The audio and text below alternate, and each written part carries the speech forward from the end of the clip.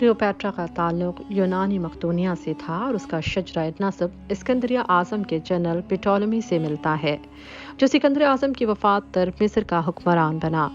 Cleopatra खूबसूरत और जहानत का नमूना थी। क्लियोपैट्रा को मिस्री जुबान के साथ बहुत सी दूसरी जुबानों पर भी अबूर हासिल था। आला तालीम और तरबियत की बदौलत वो रोम के अजीम मुदब्बिरों से तहजीबी लिहाज से आला वारफे थी। वो हुस्न जमाल की सारी खूबियां अपने अंदर रखती थी, जो रंगीन मिजाज आशिकों के दिलों में आतिश शौक बढ़ा सकती थी। वो दुबली पतली सरोकद और बेहतरीन जिस्मानी खदोहाल की औरत थी, जिसे कुदरत ने मोहनी सूरत, दिलरुबा लताफत और तमन्ना खेज शगुफ्तगी अता कर रखी थी। वो सही मानों में मकनातीसी असर रखने वाली औरत थी, जिसके मुतालिक कहा जाता था कि वो इतनी खुश सुखन थी कि उसकी आवाज़ यूनानी साज बरबस से मिलती थी। तारीख दान रकम दराज हैं कि कई रातों शबाब की मस्तियों में गुम रहती और ऐशो तुरब के मज़े लूटती। रोम के लीडर मार्क एंथोनी के साथ ताल्लुकात के दौरान उसके दरबार का शहवत परस्ताना माहौल इस बात का गम्मास था कि वो गंदे मजाक और पुरहिजान गुफ्तगू को किस कदर पसंद करती थी। अपनी तफरीह और जिनसी तशनगी के लिए उसने अपने दरबार में ऐसे अफराद रखे थे जो बरहना डांस करते थे। सिकंदरिया के गुर्बो जवार में क्लियोपैट्रा और एंथोनी ने ऐसी जगह बना रखी थी जहां वो दादे ऐश दिया करते। उन्होंने एक डाइनिंग क्लब भी बना रखा था, जिसमें आला तबके के शुरका शहवत परस्ताना अंदाज में अपने आप को पेश करते। ये बदमस्तियां क्लियोपैट्रा की जाती जिनसी जिंदगी की अक्कासी थीं। उनके लिए आम और आजादाना जिनसी खेल की एक मिसाल फ्लैशियो की प्रैक्टिस भी थी। ये सब बदमस्तियां अपने महबूब और सियासी लीडर एंथोनी को खुश करने के लिए थीं। कदीम मिस्र के शादी के रिवाज के मुताबिक क्लियोपैट्रा की शादी अपने दो छोटे भाइयों से की गई, जिनमें पहली शादी बतलीमोस 13 से अंजाम पाई। उस वक्त वो सिर्फ 18 साल की थी। बतलीमोस 13 की मौत के कुछ अरसे बाद उसकी शादी बतलीमोस 14 से कर दी गई, लेकिन इन शादियों की कोई इज़्दवाजी हैसियत ना थी, क्योंकि इनका असल मकसद उसे मलका बनाने के लिए एक नायब हुक्मरानी का होना जरूरी था। अगरचे बाज़राए से पता चलता है कि क्लियोपैट्रा ने अपनी जिनसी जिंदगी का आगाज 12 साल की उम्र से कर दिया था, लेकिन ये हकीकत उसका पहला महबूब 52 साला रोम का डिक्टेटर सीजर ही था, जो उसकी जिंदगी में उस वक्त वारिद हुआ जब क्लियोपैट्रा 21 साल की नौखेज दोशीज़ा थी। उस वक्त क्लियोपैट्रा और उसके भाइयों और बहनों के दरमियान इख्तिदार की जंग एक नाजुक सूरत हाल इख्तियार कर चुकी थी, और ये सीजर ही था जो इसे मिस्र की मलिका का ताज पहना सकता था। चुनांचे इस मकसद के हुसूल के लिए वो कालीन में बंद होकर सीजर के महल सिकंदरिया पहुंच गए।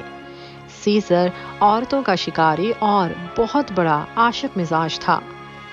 क्लियोपैट्रा की इस तरह अपने सामने आमद और उसके चकाचौंध हुस्न का दिलो जान से फरिफ्ता हो गया, और यहाँ से उनकी मोहब्बत पर मोहर सब्त हो गई, और क्लियोपैट्रा के लिए मिस्र के इक़्तिदार का हुसूल आसान हो गया। सीजर पहले ही से शादीशुदा था, लेकिन सीजर ने मिस्र में क्लियोपैट्रा से शादी कर ली, जिसके नतीजे में उनके यहाँ एक बेटा पैदा हुआ, जिसका नाम सेजेरियन रखा गया। सीजर क्लियोपैट्रा और अपने बेटे को रोम ले गए और उन्हें अपने महल में ठहराया।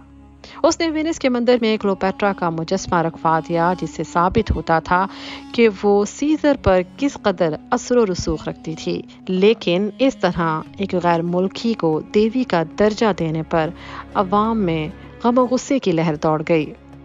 चूंकि सीजर का अपना कोई जायज़ वली अहद नहीं था, चुनाचा एक मिस्री वली अहद के मुमकिन खदशात के बायस अवाम में मलिका के लिए नफरत के जज्बात पैदा हो गए।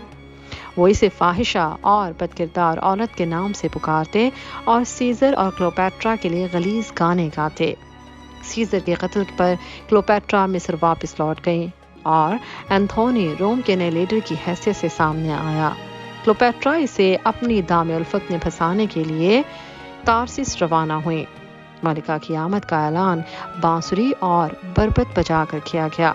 कई दिन तक क्लियोपैट्रा ने एंथोनी और फौजी अफसरान को निहायत शानदार दावतें दी और उन्हें कीमती तोहफे से नवाजा। उस वक्त सीजर के भतीजे ऑक्टेवियन और एंथोनी के दरमियान इक़्तिदार की रस्साकशी जारी हो गई और एंथोनी को रोम वापस लौटना पड़ा।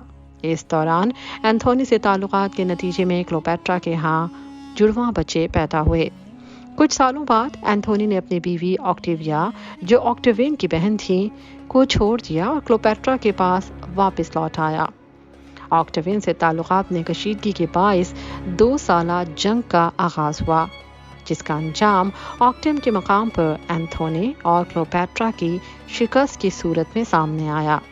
जब ऑक्टेवियन की फौजों ने मिस्र पर चढ़ाई की तो क्लोपेट्रा अपने लिए बनाए गए मकबरे में 3 खादमाओं के साथ महसूर हो गए। एंथोनी को जब खबर मिली कि क्लोपेट्रा ने खुदकुशी कर ली है, जिससे दिल बर्दाश्त होकर उसने अपने आप को खंजर मारकर बुरी तरह जख्मी कर डाला। लेकिन जब उसे पता चला कि क्लोपेट्रा जिंदा है तो इसे मकबरे में ले जाया गया, जहां वो क्लोपेट्रा के बाजुओं में दम तोड़ गया। क्लोपेट्रा को जल्द गिरफ्तार कर लिया गया, लेकिन जब उसे पता चला कि उसे रोम के बाजारों में रुस्वा किया जाएगा तो उसने उफ़े सांप लड़वाकर खुदकुशी कर ली।